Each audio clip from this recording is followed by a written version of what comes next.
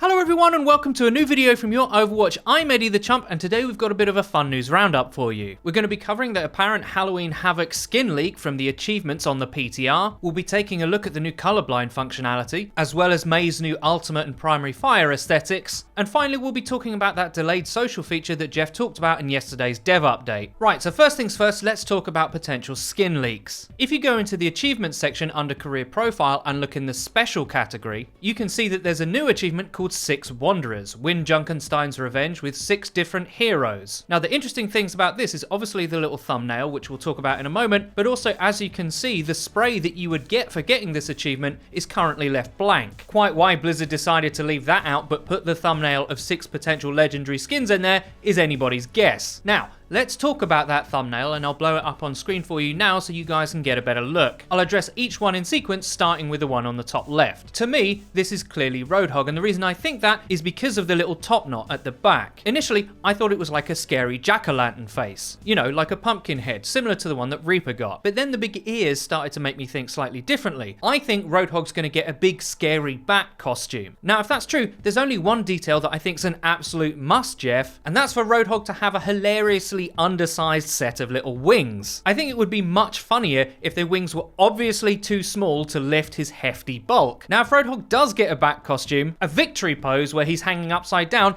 is an absolute must. Now, when me, Liam and FREEDO were joking around theorizing what these skins would actually look like, there was one left field option which could also be massively entertaining. What if this bat costume isn't for Roadhog? It's actually quite a common misconception that bats are rodents. They are their own specific type of mammal, but that doesn't mean that a bat costume for Hammond wouldn't be both hilarious and adorable. The only downside to that idea, as far as I can see, is that you wouldn't get to see it a lot because he's so often in his mech. And that raises another interesting question. What shape would the mech take in a horror-themed skin? I know pumpkins are fairly cliche for Halloween, but if it was a giant rolling one for Hammond, I'd be prepared to make an exception. Now, thinking practically, I think it's probably a Roadhog skin, but I've now convinced myself that Hammond would be a much more fun choice. Moving on to the second one, this is the only image out of the 6 that I'm not really sure of the reference. If you're in the comment section and you think you know, be sure to put your best guess down below. As for which hero it's for, I'm fairly certain that it's a choice between Moira or Symmetra. Now, I can see it being for Moira because 1, she doesn't actually have many good legendary skins, and 2, Symmetra already has a very popular and quite impressive dragon skin. Having said that, there is something about the shape of the eyes and the prominent eyebrows that makes me think it could fit Sim pretty well. The hairstyle is also a bit of an issue because if this was for Moira, it would be her first skin with longer hair. Now, that's not necessarily a deal breaker, but Moira as a character tends to be styled a little bit more androgynous. You guys will have to let me know what you think. I am fairly sure though that this skin is in all likelihood for one of those 2 heroes. Now, the third one's quite interesting. FREEDO had a great shout when he guessed that it could be the face of a skin inspired by the creature from the Black Lagoon, and that would fit in some of the classic horror tropes that Blizzard have used as inspiration for skins from the past. Now, as for who it's for, I think this is for Doomfist, either as a mask or as a complete costume suit. Doomfist does wear masks in some of his other skins, so I don't think it's too much of a stretch to imagine this one being pretty similar. However, if I had the choice between a mask and a full costume, I would always go for the latter option. But then of course, if you look at the shape of the nose and the tufts to the side of it, it could also be a Wolfman skin. Now, I don't know about you, but I'd actually be happy with either. Now, moving on to the bottom row, and specifically the bottom left, I think these skins get slightly easier to identify. I think the bottom left one is clearly some sort of Ebony Knight or Black Knight or Hell Knight skin for Brigitte. There's only 2 heroes in the game that kind of skin would make sense for, and Ryan already has quite a lot of night-themed skins as it is. Now, I know Brigitte also has one already, but not one that covers her face and makes her look like a bit of a badass. If it is for Brigitte, then she's also going to need some suitably evil-looking mace and shield combo. Come to think of it, Iron Maiden would be a very metal name for that skin. The next 2 images I think are fairly straightforward. At first, I thought that middle image was a clear reference to Jason, and it was a hockey mask. But actually, FREEDO said something that completely changed my mind. To him, this looked more like a Hannibal Lecter mask from Silence of the Lambs. After he said that,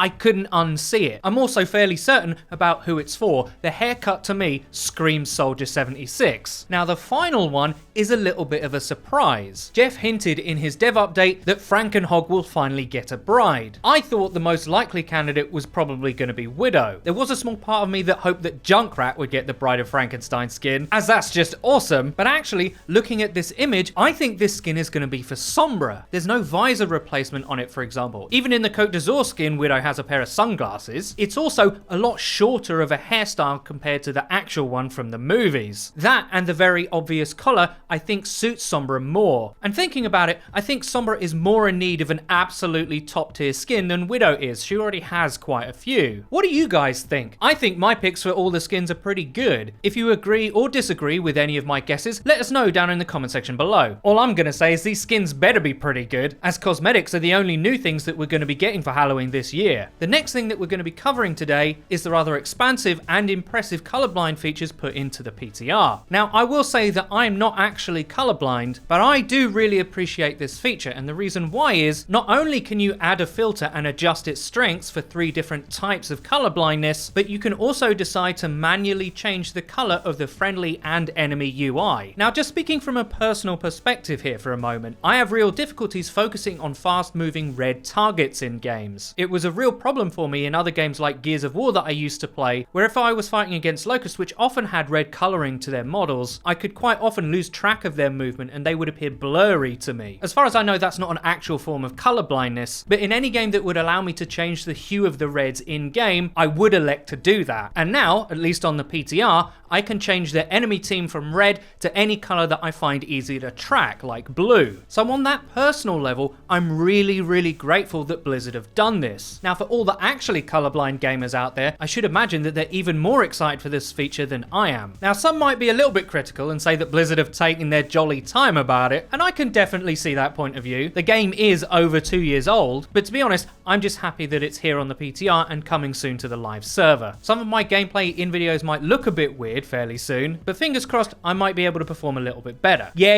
Eddie, a likely story, you diamond scrub. Anyway, these weren't the only visual improvements included in this latest patch. One of the very best, at least in my opinion, was the visual reworking of how May's primary fire looks, and of course her ultimate. Now, her freeze beam does just look a bit cooler, which is a fairly small thing, I know, but the ultimate change is really great, and I'll explain why. It is now much clearer, both to the May player and her opponents, exactly where Blizzard will start affecting you. Now, some have said it looks a bit like a snow globe, and I can see that. It certainly does look cool, but for me, the far more useful information is knowing exactly where it stops and starts. I've been on an elevated piece of cover that I thought was well off the floor and out of reach of Blizzard, but still got caught in it. Now with this new visual update, I'll never make that same mistake again. Most players know that it did extend vertically, but now there's a tangible shape to its limitations. It's better for both players. Now, the website Overbuff has also tweeted out some examples of the changes to the shield visuals for Brigitte, Winston, and Orisa. Ryan is currently bugged and not selectable in the PTR, that's why he's not in that list. Overbuff points out how the barriers seem to flash like a broken electronic device when they're low on HP, which I think is a much better visual feedback system than just the cracks that used to appear. Better in-game info leads to better in-game decision making. Good job, Blizzard. Moving on, our final subject for today's video is in covering the delay to that major social feature that Jeff talked about in yesterday's dev update. First off, it is a little bit disappointing, but I would much rather that a dev team was honest with its player base than say just not talking about it for 6 months. Now, the encouraging thing about there being a delay, and yes, I do think there's a silver lining here, is that it reflects on the scale of what they're trying to do. Jeff's language when he was talking about it indicates that what they're trying is a major undertaking, and that they came across very complex and technical issues which they just didn't foresee when they started. Reading between the lines, what we eventually get will have a major impact on the game. And just like other videos previously where I've theory crafted about what this feature could be, I think the most obvious candidates are a proper role queue and/or a well-developed clan or guild system. Now, let's quickly deal with each one separately. A proper role queue is not as simple as it sounds. Firstly, player numbers are not equally distributed throughout the roles in the game. There's way more supports and DPS players than there are tanks, for example. Then you've got to deal with the rank distribution of the players throughout the ladder. Diamond and above is actually a tiny fraction of the overall ranked player population. So queue time issues would be a major factor in getting a role queue to work. And that's not even factoring in the complications that come from giving people 3 avoid as teammate slots. Creating a role queue that worked would be a difficult task, if that is in fact even even the social feature that we'd be getting. If you think role queue sounds complicated, that's nothing compared to the complexity of a fully developed clan system. Player recruitment, management of roster, reward systems, possibly its own matchmaking. There would need to be a lot of infrastructure built from scratch. And actually, when Jeff talked about unexpected complications when they started working on the feature, how clans would interact with other systems already in the game, like friends lists and voice chat, seems to me to be a likely culprit for these complications. Now, I'm just as disappointed as you guys are that we're not getting this feature fairly soon. But I'll tell you one thing, I would definitely prefer that it came out working rather than it being a buggy and disruptive mess. This is where Blizzard's penchant for perfectionism and polish could actually end up working in all our favors. Let me know in the comments how you feel about this issue. Are you trying to be fairly even-handed as I am? Or are you not feeling in a generous mood towards Blizzard because you're so disappointed? And that's about it for today, guys. I really hope you enjoyed the video. If you did, please don't forget to leave a rating. If you never want to miss another video of ours again, please click the bell icon next to the subscribe button on our channel to join the notification squad. You'll be in great company. And finally, please follow the Your Overwatch Twitter. It's where you can find updates about new videos and other cool stuff. I've been Eddie the Chump, and until next time.